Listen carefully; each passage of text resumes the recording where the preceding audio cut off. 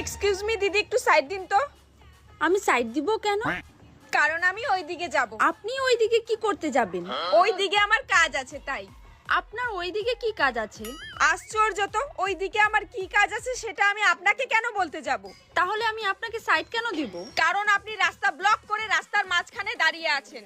আমি কেন রাস্তার মাঝখানে দাঁড়িয়ে আছি? ওহ, সেটা আমি কি জানি? আপনি জানেন না, তাহলে আপনি আমাকে সাইড দিতে কেন বললেন? হে ভগবান, কারণ আপনি রাস্তার মাঝখানে দাঁড়িয়ে আছেন। আপনি কি করে জানেন আমি রাস্তার মাঝখানে দাঁড়িয়ে আছি? কারণ আমি আপনাকে নিজের চোখে দেখতে পাচ্ছি।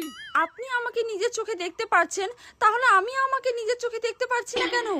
আরে আপনি আপনাকে আয়না ছাড়া কি করে দেখবেন? তাহলে আপনার কাছে কি আয়না আছে? কোথায় আয়না? আমার কাছে আয়না কেন হতে যাবে? আমি নিজের চোখে দেখছি, চোখে। হ্যাঁ? আপনার কাছে নিজের চোখ কেমন করে আছে? তোর কোথাও সাইড দেওয়ার দরকার নাই, তুই এখানেই থাক। আমি এইখানে কেন থাকবো? তা তুই যেখানে খুশি সেখানে যা। আমি যেখানে খুশি সেখানে কেন যাব? ভাই, তোর কোথাও যাইতে হবে না, কিচ্ছু করতে হবে না, তুই দয়া করে আমাকে ছাইড়া দে। কিন্তু আমি তো আপনাকে ধরিনি। হায় রে, আমি যে কার মুখ দেখে বাইরে বের হইছি। কেন নিজের মুখ দেখে? একদম ঠিক বলেছিস ভাই তুই।